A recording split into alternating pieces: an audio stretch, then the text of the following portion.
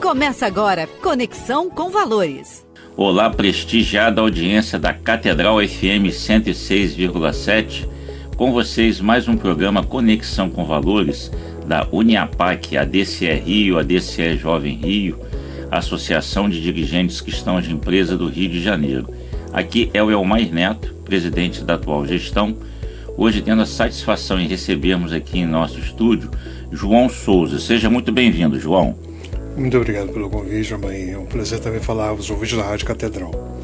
João, como bem diz o nosso programa Conexão com Valores, ele versa sobre as conexões sociais, pessoais, que permitem que a gente possa dar bom testemunho na sociedade civil e também os valores que a gente traz desde a casa materna e paterna. O convite que eu te faço é que você possa apresentar ao nosso público ouvinte a história do jovem João, a sua casa, os colégios que você estudou, a constituição da sua família, o olhar pela profissão, até o momento em que você dá testemunho como provedor da Irmandade de Nossa Senhora do Rosário e São Benedito dos Homens Pretos, uma das mais antigas e tradicionais do Rio de Janeiro. Sim, começando com o fato de ser um carioca, eu tenho muito orgulho de ser. Eu nasci aqui no centro da cidade do Rio de Janeiro, na Esplanada do Castelo. Hoje já não existe a maternidade que eu nasci, que era da Policlínica, está fechada há muitos anos. Meu pai era um migrante nordestino que veio para o Rio de Janeiro depois da Guerra Mundial, após prestar serviço militar com aquela base, aquela cooperação brasileiro-americana em Parnamirim. E minha mãe era uma carioca, filha de baianos, também imigrantes, que estabeleceram no subúrbio da cidade do Rio de Janeiro, no Engenho Novo. E a minha primeira formação foi exatamente ali, a escola primária, como antigamente se chamava, uma escola pública, no qual guardo bastante recordações interessantes.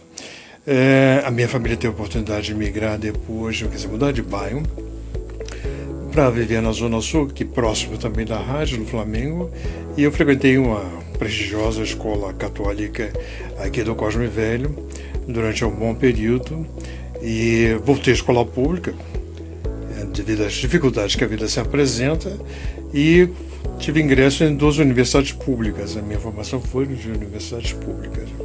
Eu estudei filosofia na UERJ, estudei pedagogia na Universidade Federal do Rio de Janeiro, que deram um grande norte para a minha vida. Não sem antes ter passado um pouco também pela engenharia, até descobrir que não era bem a minha vocação ser um engenheiro, mas tenho um grande apreço pela atividade. E me permitiu hoje ter um olhar muito diferenciado, e sobretudo na colaboração que a engenharia pode dar para a formação de valores. Não apenas cálculos e construção de pontes, mas uma construção de uma sociedade mais justa, um olhar diferenciado. O trato com o trabalho, que estão ali diretamente relacionados em todos os setores da engenharia, trabalhando para que essa forma de conhecimento tenha uma dimensão social e mais justa. Bom, e atualmente eu me dedico ao ensino, já há bastante anos eu me dedico ao ensino, à formação de novas gerações. Eu sou um professor da rede pública e estadual, tenho muito orgulho do meu trabalho. E aí, nesse campo de ação, eu considero responsável para oferecer aos nossos alunos que vêm de experiências de desigualdade, violência, mas também um olhar que busca também ternura e compreensão muito grande dos seus professores, daqueles que são responsáveis pela gestão escolar, pela orientação educacional, onde eu também passei, uma oportunidade de testemunho da fé cristã, da fé católica. Reconhecer naquele aluno que chega também Jesus que vem. Falamos ainda há pouco nos bastidores sobre essa questão da formação beneditina, que eu também passei por lá. O hóspede ser recebido como um Cristo, eu acho que também temos a obrigação de receber os nossos alunos como se recebe o Cristo. Isso é um valor que eu creio que a gente deve testemunhar sempre. Além de todos aqueles direcionamentos que a Igreja nos ensina nos seus documentos oficiais, e sobretudo sobre o pontificado de Francisco, esse pacto global pela educação, é um convite cada vez maior a trabalharmos as questões dos valores no nosso dia a dia, no nosso exercício profissional e na nossa vida pessoal. Você me perguntava sobre a experiência da Irmandade. Também é outro ponto importante na minha formação. Eu tenho quase 40 anos de Irmandade e ela vai moldando, de certa maneira, ao mesmo tempo que eu vivi fora do Brasil, a minha maneira de olhar e perceber o mundo. Eu tive a oportunidade de estudar fora, fazer uma formação em estudos de África, uma prestigiosa instituição no México, mas sempre preocupado no regresso de que eu poderia contribuir para melhorar a vida da sociedade, que valores nós poderíamos transmitir. Muito foi influenciado também pelo pensamento de Senghor, que aliás nos visitou na sua visita ao Brasil, foi admitido como irmão honorário, primeiro presidente do Senegal e católico, testemunho de fé cristã, muito importante. Se notabilizou no mundo literário pelos 3 volumes, que ele escreveu, publicados em francês, mas também como um grande articulador chamado movimento da negritude, que vai influenciar movimentos de libertação no Senegal e em outros países de língua francesa. Todos esses homens que passaram pela minha vida, homens e mulheres, me foram conformando no sentido de valores, procurar valores que estão além dessa percepção muito imediata de consumo, de ocupar lugares e postos, etc. O que nós podemos construir e deixar de legado para as gerações futuras. João, você como provedor da Irmandade de Nossa Senhora do Rosário e São Benedito, tem uma igreja sede que ela é das mais significativas na história do Rio de Janeiro, do Brasil. O relato de que D. João, quando chegou com a família real, foi recepcionado lá. Há referências de que lá já funcionou como catedral, que a Câmara Municipal do Rio de Janeiro também lá funcionou. E lá vocês têm um equipamento, o Museu do Negro, que tem peças muito significativas desse período. Conta um pouco para o nosso público da história dessa igreja tão significativa para o Rio de Janeiro. Vamos começar desse período em que da chegada de D. João ao Rio de Janeiro, março de 1808. Então, pelo fato daquele templo abrigar também a catedral que havia se deslocado do castelo para a antiga Rua da Vala, hoje chamada de Rua Uruguaiana, então para lá se dirigiu, como um evento solene, para dar graças a Deus, um solene Tedel, D. João e toda a corte, agradecendo a chegada ao Rio de Janeiro. Naturalmente como estratégia para não deixar que a corte portuguesa fosse subjugada pelas tropas napoleônicas. Há um quadro encomendado pela Prefeitura do Rio de Janeiro, muito famoso, se encontra no Museu da cidade, que retrata bem esse momento. As pessoas podem observar um dos nossos irmãos usando aquela roupa branca que nos caracteriza, se ajoelhando para o beijamão de D. João VI e recebendo junto com o bispo naquele momento. Marca uma trajetória de que a Irmandade vai assumir uma importância cada vez maior relacionada com a história da regência de D. João e, posteriormente, com o próprio movimento de independência.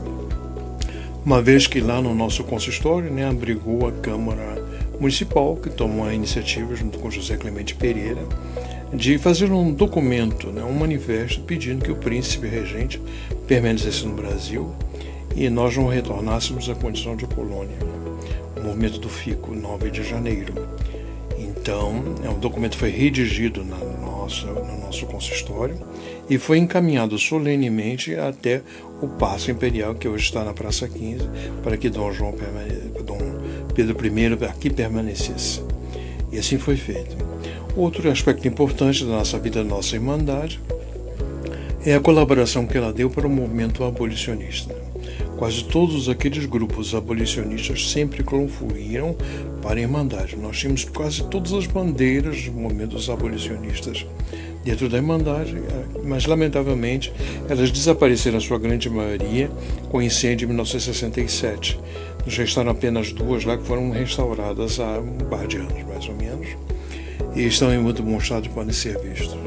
Então, por lá cruzaram-se os grandes nomes do movimento abolicionista.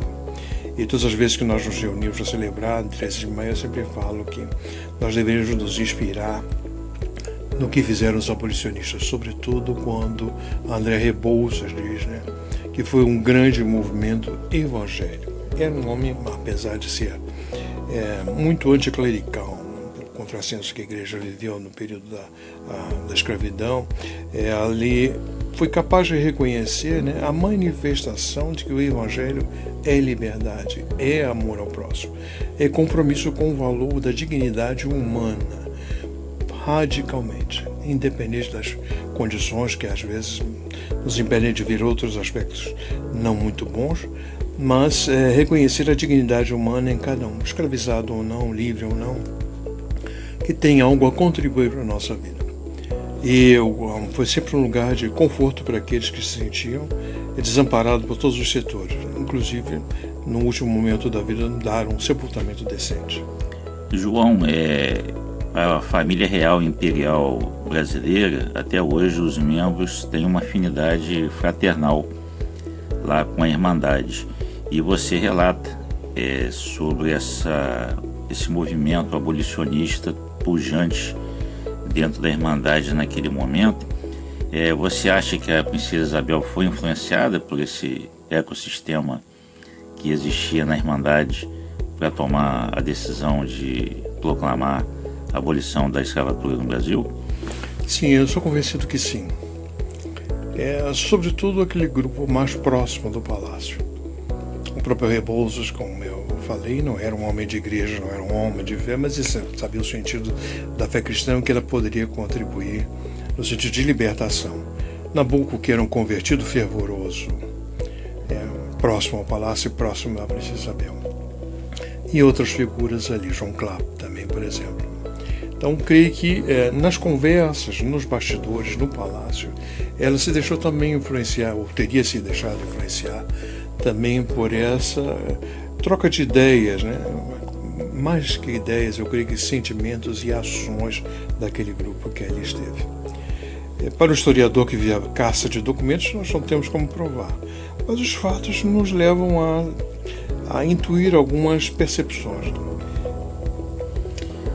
João, nesse relato do incêndio, do grande incêndio que lambeu a igreja tradicional em 1964, houve uma intervenção de Lúcio Costa que deu um ar do momento na reconstrução da igreja. A gente vê toda aquela abóbada com concreto aparente, o piso cimentado, e você enxerga que essa intervenção possa também ter trazido um ar de modernidade para o olhar da Irmandade? Trouxe, no sentido de que ela se adequa imediatamente às mudanças com o Concílio Vaticano II. Eu acho que ele foi muito exitoso nisso. Colocou em destaque o altar-mor, despido de todo e qualquer acréscimo desnecessário, buscando a funcionalidade do culto. A celebração da Eucaristia, o centro da vida da Igreja, como o Concílio Vaticano II vai propor.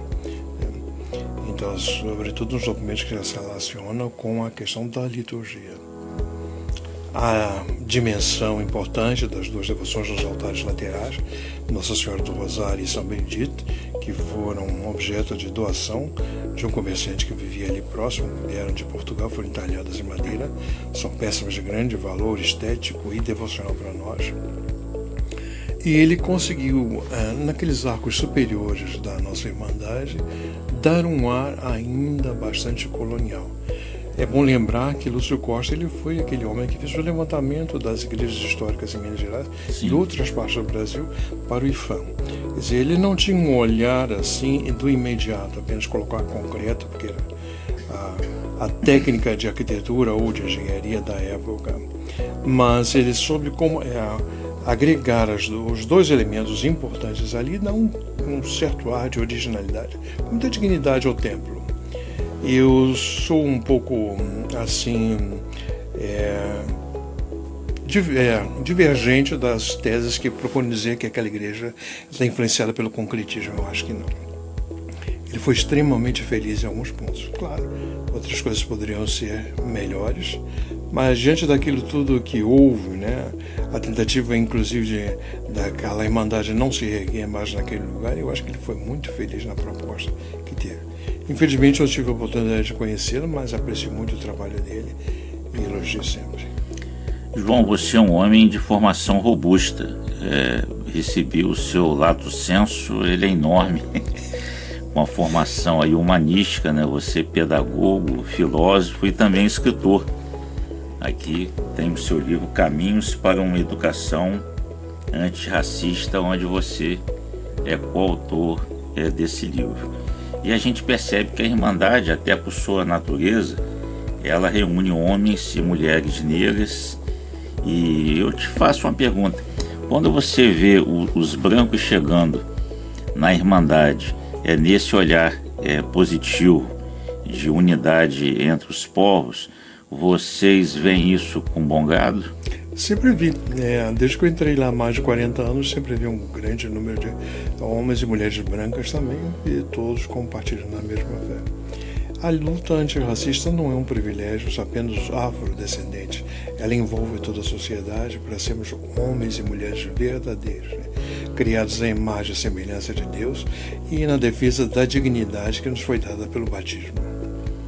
João, a gente caminha, a nossa Uniapac, a DCE Rio, há 63 anos no Rio, muito mais jovem do que a Irmandade, mas esse processo de irmanação permite essa proximidade entre a gente, o que é uma satisfação ter você no meu círculo mais próximo ultimamente. E o convite que eu te faria é que você externasse ao público ouvinte da Catedral FM o seu olhar pessoal sobre essa dedicação da evangelização no ambiente do trabalho, e mesmo fazer um convite ao seu networking, aos integrantes lá da Irmandade, que possam dar uma olhadinha nas nossas redes sociais, o Instagram, a DCE Rio, o nosso Facebook, a DCRJ, todos esses programas Conexão com Valores lá no nosso YouTube. Eu agradeço muito pela oportunidade de expressar isso, sobretudo porque já estamos no edifício dedicado a João Paulo II, foi uma das grandes contribuições nos seus textos, encíclicas e exortações, foi sobre abordar a questão do mundo do trabalho, né? Um católico cristão hoje não pode ver o mundo do trabalho senão a partir dessa perspectiva. Continuar a obra de criação que foi dada pelo próprio Senhor. Todos somos convidados, os nossos irmãos e quem nos ouve nesse momento, a colaborar nessa grande obra, sobretudo com os desafios que nós temos no mundo contemporâneo, de criar um mundo mais justo, mais solidário e mais fraterno. O Conexão com Valores sempre aos sábados às 17 horas. João, muito obrigado por sua disponibilidade, é uma satisfação enorme ter você aqui conosco. Obrigado, o prazer é meu. Posso ganhar com autógrafo? Pode ganhar. Então aqui, ó.